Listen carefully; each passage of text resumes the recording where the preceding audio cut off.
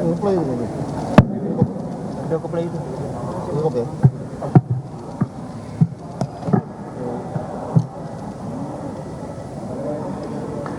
Alhamdulillah, kami baru saja menyelesaikan sidang pertama di Mahkamah Konstitusi.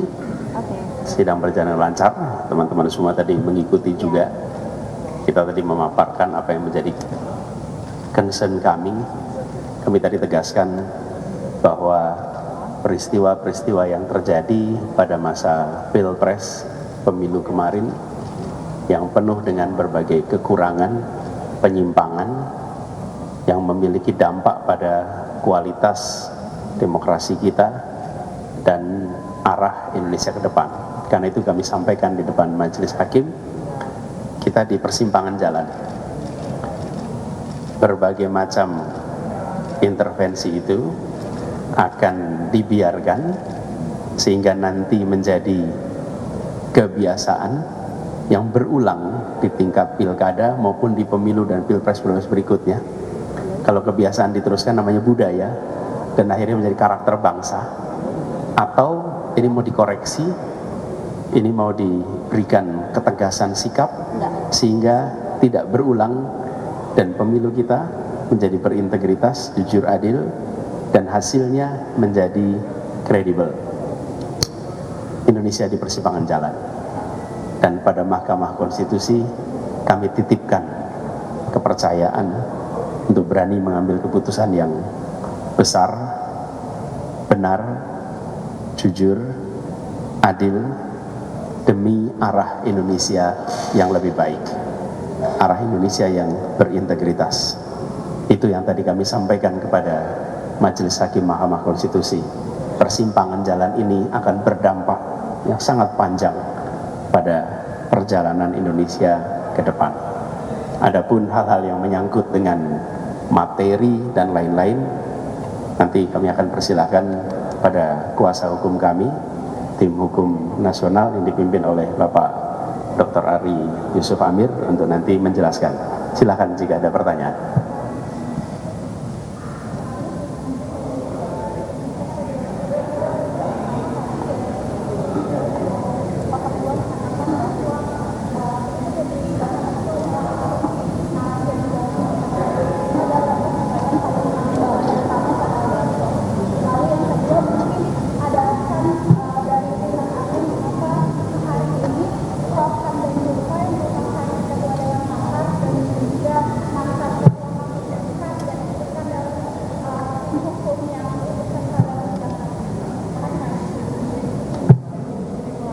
Sebentar, ada lagi sekaligus saja nanti. Silakan. Ini kan tadi disebutkan dalam permohonan Bapak menyebutkan ada nama-nama menteri yang juga terlibat kekuasaan pemenangan Pak Prabowo dan juga Gibran. Nah ini apakah nanti dalam sidang kemungkinan akan meminta untuk para menteri ini menjadi? Oke, apakah menteri akan diundang? Oke. Dua dulu ya, silakan Pak Ari.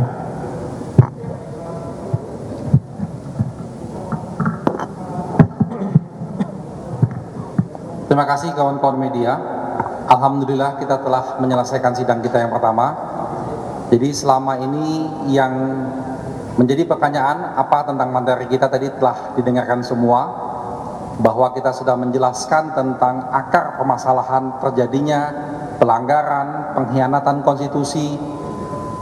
Itu kepentingan kita untuk menyampaikan di Mahkamah Konstitusi ini.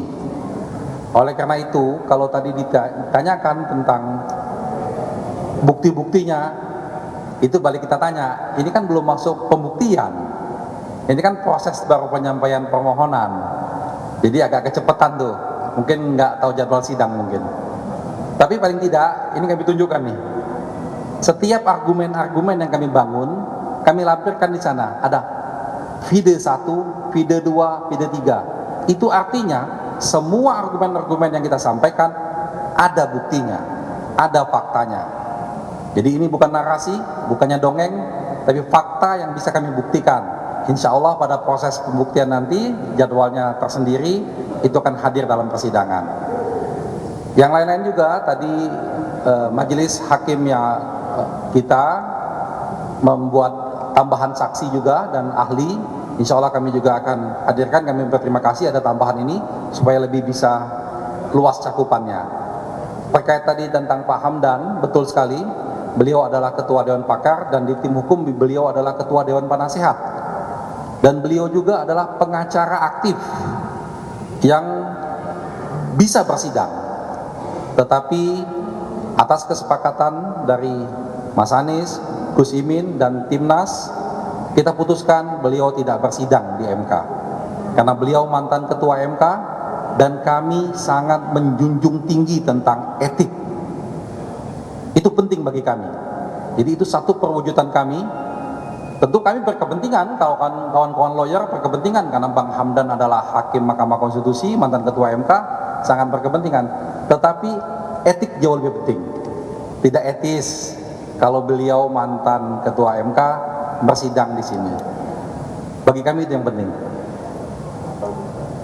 Oh ya, nanti pada waktunya kami akan mengajukan kepada Majelis Konstitusi untuk menghadirkan beberapa pejabat-pejabat yang kami mintakan nanti. Tapi itu keputusannya kepada majelis nanti menerima atau tidak. Karena kami tidak punya kemampuan untuk menghadirkan menteri-menteri tersebut. Tapi ini hal yang penting sebetulnya untuk sebetulnya membuka cerita fakta sebenarnya bagaimana tentang misalnya Menteri Keuangan penggunaan anggaran negara kita, bagaimana tentang Menteri Sosial penyaluran bansos-bansos kita. Itu penting sekali sebetulnya supaya masyarakat tahu dan kita betul-betul bisa memahami secara utuh, dan sehingga yang tadi kami sampaikan di awal tentang terjadinya pengkhianatan konstitusi, MK sebagai penjaga konstitusi kita dapat memberikan putusan yang seadil-adilnya. Seperti itu.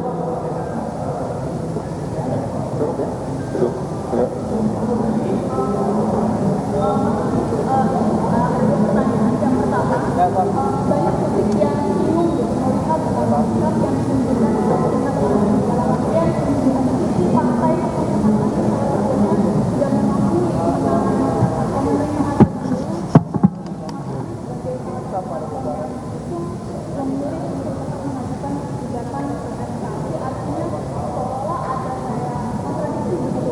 Bagaimana Mas Anies menjelaskan hal ini kepada publik?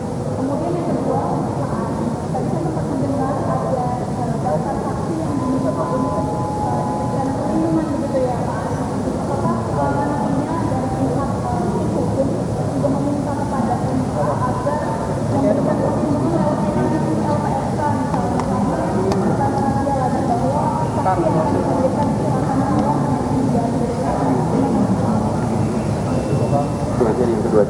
Baik, saya jawab yang kedua dulu, bahwa betul sekali tadi dalam persidangan kami sampaikan tentang keamanan dan kerahasiaan saksi-saksi kami. Jadi kami mohon itu nama-nama bisa dimasukkan belakangan, karena dari sekian banyak saksi kami sudah banyak yang mengundurkan diri, karena mereka terutama di Jawa Tengah dan Jawa Timur, mereka mengalami intimidasi, mereka mengalami kriminalisasi, dan itu terjadi. Faktanya bisa kita buktikan. Tapi alhamdulillah masih ada yang punya keberanian dan akan siap bersaksi. Sehingga nanti kami akan mencoba mengajukan tentang perlindungan saksi ini ke LPSK. Nanti mana hal-hal saksi-saksi yang urgent akan kami masukkan perlindungan saksi ini.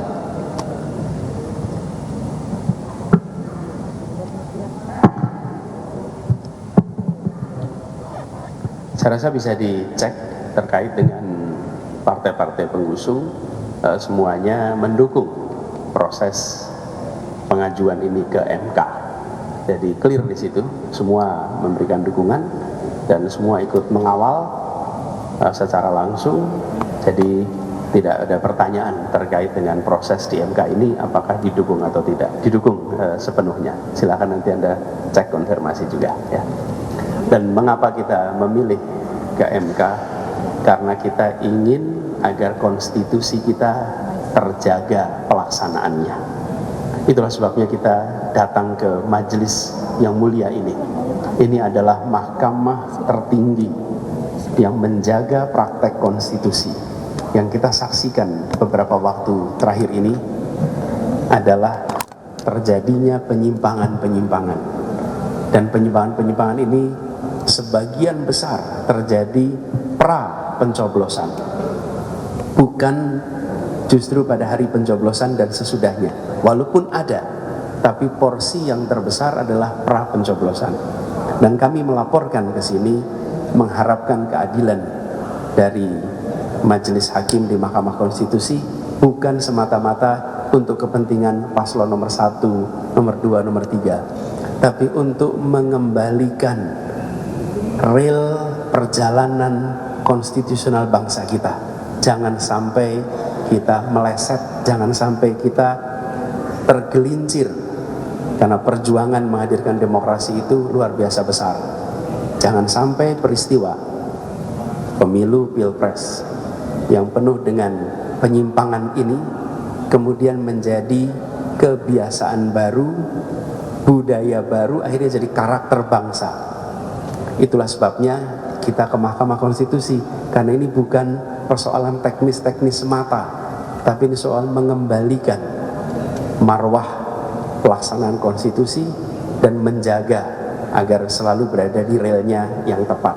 Itulah sebabnya kami ke Mahkamah Konstitusi, dan kami percaya kepemimpinan di Mahkamah Konstitusi ini dan para hakim di Mahkamah Konstitusi akan berani mengambil keputusan-keputusan yang benar, keputusan-keputusan yang adil, keputusan-keputusan yang jujur, keputusan-keputusan yang nanti akan dinilai di hadapan Tuhan Yang Maha Kuasa dan dinilai di hadapan generasi masa depan Indonesia, anak cucu kita. Dan kita berharap generasi masa depan akan menengok ke peristiwa ini dan mengatakan bersyukur, alhamdulillah, konstitusi kita terjaga. Kita kembali kepada realnya dengan cara apa? Tidak membiarkan pelanggaran tak diberi sanksi, tidak membiarkan penyimpangan tak diberi sanksi, diberi sanksi yang tegas, yang lugas, sehingga ini tidak berulang lagi. Demikian. Baik, cukup teman-teman sekalian. Terima kasih. Assalamualaikum warahmatullahi wabarakatuh.